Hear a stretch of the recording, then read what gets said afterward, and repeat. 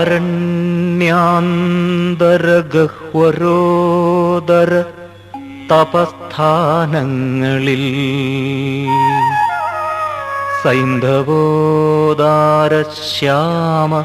മനോഭിരാമ പുളിനോവാന്തപ്രദേശങ്ങളിൽ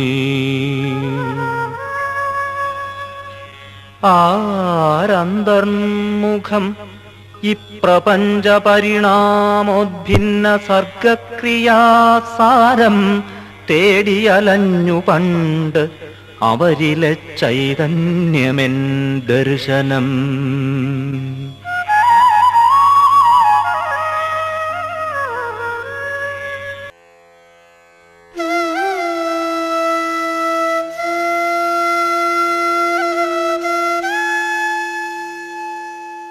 മലയാള സർഗചേതനയുടെ പൂമുഖത്ത് മാനവികതയുടെ ഹൃദയസ്പന്ദനങ്ങളെയും പരുഷങ്ങളായ സാമ്പത്തിക സാമൂഹിക പ്രശ്നങ്ങളെയും തൻ്റെ തൂലികയിലൂടെ സംവേദനം ചെയ്ത മഹാനായ കവി വയലാർ രാമവർമ്മ. അറിവിൻ്റെ സ്രോതസ്സിനെ തിരിച്ചറിയുന്നതിലൂടെ മാനവ സമൂഹത്തിൻ്റെ സർഗാത്മക ഭാവത്തെ തൊട്ടുണർത്താൻ കഴിയുമെന്നും അതിലൂടെ അനശ്വരമായ അശ്വമേധത്തിന് വഴിയൊരുക്കാമെന്നും തെളിയിച്ച ദീർഘദർശി. ദ്വന്ദ്വാത്മക ഭൗതികവാദത്തിൻ്റെ സങ്കീർണതകളിൽ നിന്ന് അകന്ന് യാഥാസ്ഥിതികതയുടെ ഉപവനങ്ങളിൽ വാടാമലരുകളെ വിരിയിച്ച മാനുഷിക മൂല്യങ്ങളുടെ പ്രയോക്താവായി ഈ വാനമ്പാടി. യുക്തിക്ക് വഴിമാറുന്ന വികാരവിചാരങ്ങളെയും വികാരത്തിന് വഴിവിട്ടൊതുങ്ങുന്ന യുക്തിയെയും പരസ്പര പൂരകങ്ങളാക്കി മാറ്റി കവിതയിൽ സന്നിവേശിപ്പിച്ച് സർഗാത്മകതയുടെ രാജശില്പിയായി വയലാർ. ഒരു മാറ്റൊലിക്കവി വന്നു നിൽക്കുന്നു മുന്നിൽ, ഒരു മാറ്റൊലിക്കവി വന്നു നിൽക്കുന്നു മുന്നിൽ, കരളിൻ കൈക്കുമ്പിളിൽ ഈ പ്രപഞ്ചവുമായി. ഒരു മാറ്റൊലിക്കവി വന്നു നിൽക്കുന്നു മുന്നിൽ, കരളിൻ കൈക്കുമ്പിളിൽ ഈ പ്രപഞ്ചവുമായി. പ്രതിഷ്ഠീകൃതമായ ദൈവസങ്കല്പങ്ങളെ പരിഹസിക്കാൻ തൻ്റെ തൂലികയെ പടവാളാക്കിയപ്പോഴും സാമൂഹിക പരിഷ്കർത്താക്കളായ ആചാര്യന്മാരുടെ സ്നേഹസന്ദേശങ്ങളെ സ്വാംശീകരിച്ച് സ്വന്തം ഭാവനയെ സർഗസംഗീതത്തിൻ്റെ പട്ടുടുപ്പിക്കാൻ കവി തയ്യാറായി. സാധാരണക്കാരൻ്റെ സ്ഥിരാസ്പന്ദനങ്ങളോട് സംവേദനം ചെയ്യാനുതകുന്ന വിധത്തിൽ സ്വർണരംഗ മണിദീപമുണരുന്ന സുധാമയികളായി തുയിലുണർത്തായി ആ രചനകൾ മലയാളി മനസ്സിൽ നിറഞ്ഞു നിൽക്കുന്നു. 1961 ശേഷമുള്ള 15 വർഷങ്ങൾ ചലച്ചിത്രങ്ങളുടെ ലാവണത്തിൽ വയലാറിൻ്റെ സർഗഭാവന ചേക്കേറിയപ്പോൾ ആസ്വാദനത്തിൻ്റെ സീമകൾ അഗ്നിജ്വാലകളായി വിരിയുകയായിരുന്നു. പുത്തൻ കൊടിത്തുമ്പിൽ പൂവിട്ടു നിൽക്കുന്ന പുലരിച്ചപ്പിലെ മണിരത്നങ്ങളെപ്പോലെ ആ ഗാനവീചികൾ മലയാളി മനസ്സിൽ സ്ഥിരപ്രതിഷ്ഠ നേടി. താഴമ്പൂ മണമുള്ള എത്രയെത്ര ഗരുഡ പഞ്ചമികളിൽ കമിതാക്കളുടെ പ്രീളാധരങ്ങൾ അദ്ദേഹത്തിൻ്റെ ഗാനമോഹിനികളുടെ ശൃംഗാര നർത്തനത്തിന് വേദിയായി. 1961 ഏറ്റവും നല്ല കവിതാ സമാഹാരത്തിനുള്ള കേരള സാഹിത്യ അക്കാദമി അവാർഡ് സർഗസംഗീതത്തിന് ലഭിച്ചു. 1974 നല്ല ഗാനരചയിതാവിനുള്ള രാഷ്ട്രപതിയുടെ സ്വർണ്ണ മെഡൽ, 3 തവണ സംസ്ഥാന അവാർഡ് എന്നിങ്ങനെ മലയാള ഭാഷയുടെ മാദക ഭംഗി സഹ്യന്റെ അതിരുകൾ കടന്ന് ജൈത്രയാത്ര നടത്തി.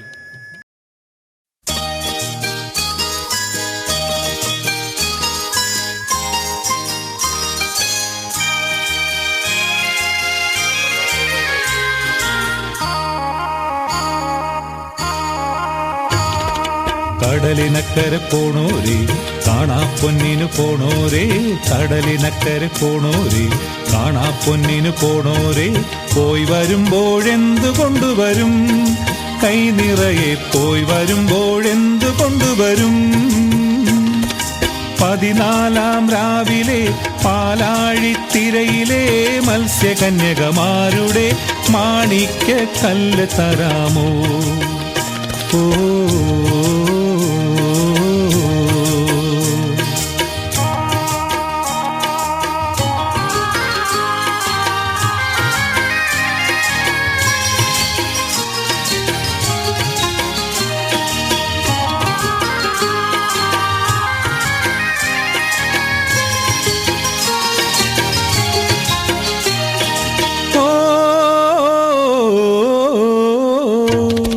ചന്ദനത്തോണിയേറി പോണോരേ നിങ്ങൾ പോയി പോയി പോയി വരുമ്പോൾ,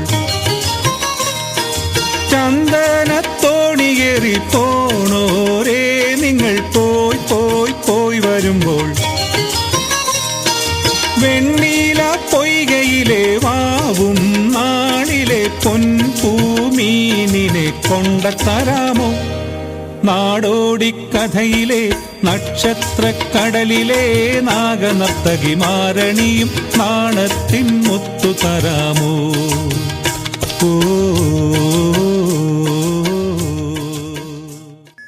മാനിഷാദ, കല്യാണ സൗഗന്ധികം, എനിക്ക് മരണമില്ല, സർഗസംഗീതം, ഒരു ജൂദാസ് ജനിക്കുന്നു എന്നിങ്ങനെ മാറ്റൊലി കവിയെന്ന് സ്വയം മുദ്രകുത്തിയ ഈ അനശ്വര ചേതനയുടെ പദനിസ്വനികൾക്ക് കാതോർക്കാൻ മലയാളിക്ക് എന്നെന്നും ആവേശമായിരുന്നു.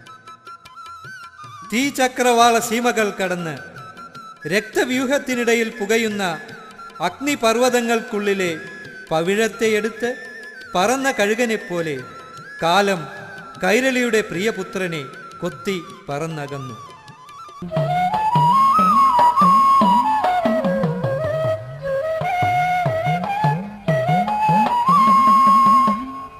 എന്നന്തർഗൃഹത്തിൻ്റെ ചില്ലുവാതിലിൽ കണ്ട വർണ്ണങ്ങൾ, കാലത്തിൻ്റെ പൊൻചുമരെഴുത്തുകൾ.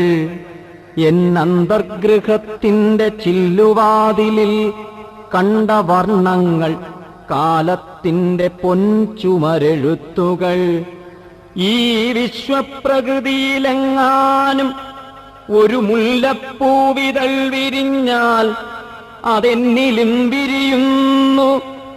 കാട്ടിലെ കതിർ കാണാ കിളി പാടിയാൽ മുളങ്കൂട്ടിലെ തത്തമ്മയ്ക്കു നൊമ്പരം വിതുമ്പിയാൽ വന്നലച്ചീടും, പിന്നെ മറ്റൊന്നായി രൂപം കൊള്ളും. എന്നന്തർലോകത്തിൽ ആ ഗാനവും വിതുമ്പലും.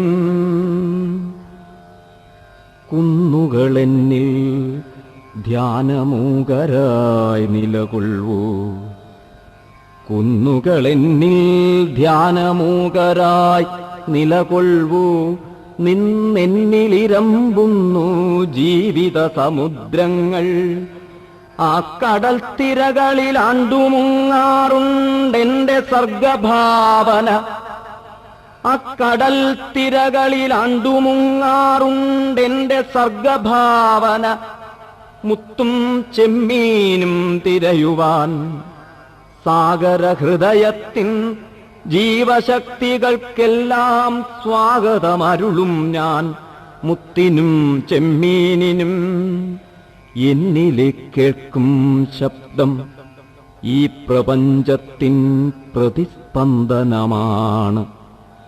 എന്നിലെ കേൾക്കും ശബ്ദം ഈ പ്രപഞ്ചത്തിൻ പ്രതിസ്പന്ദനമാണങ്ങനെ മാറ്റൊലി കവിയായി ഞാൻ.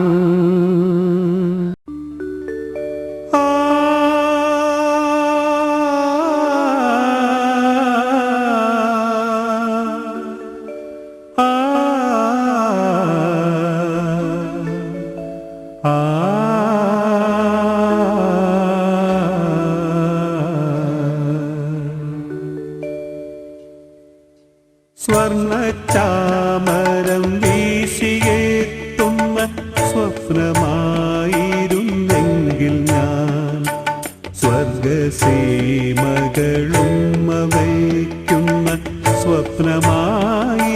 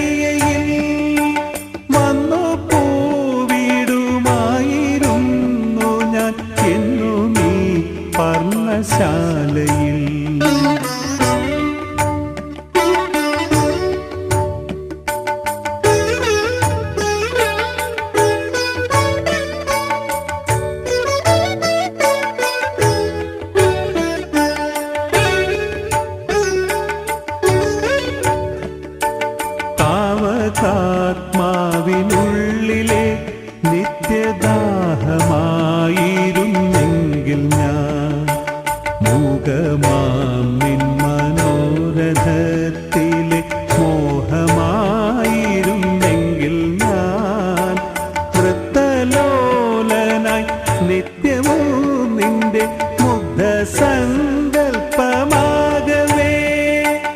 വന്നു ചാർത്തിക്കുമായിരുന്നു ഞാൻ എന്നിലെ പ്രേമ സൗരഭം. 1975 ഒക്ടോബർ 27 തുലാം 10 ചരിത്രപ്രസിദ്ധമായ വയലാർ രക്തസാക്ഷി ദിനം. ആ ദിനത്തെ തൻ്റെ ദേഹവിയോഗത്തിന് നിർധരരുടെ പൂങ്കുയിൽ തിരഞ്ഞെടുത്തു. വിപ്ലവാശയങ്ങൾ നെഞ്ചിലേറ്റിയതിൻ്റെ പ്രത്യുപകാരമായിട്ടായിരിക്കാം.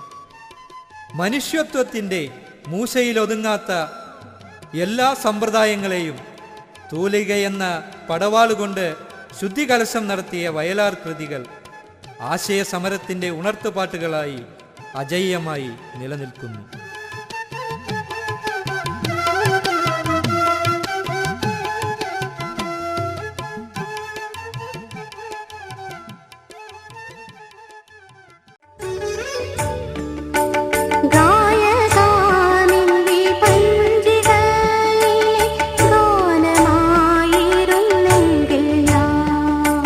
ഗായികേ നിൻ വിപഞ്ചികയിലെ ഗാനമായിരുന്നെങ്കിൽ ഞാൻ താവകാങ്കുലിലാളിതമൊരു താളമായിരുന്നെങ്കിൽ ഞാൻ കൽപ്പനകൾ ചിറകണിയുന്ന പുഷ്പമംഗല്യരാത്രിയിൽ വന്നു ചൂടിക്കുമായിരുന്നു ഞാൻ എന്നിലെ രാഗമാലിക. സ്വർണ്ണച്ചാമരം വീശിയെത്തുന്ന സ്വപ്നമായിരുന്നു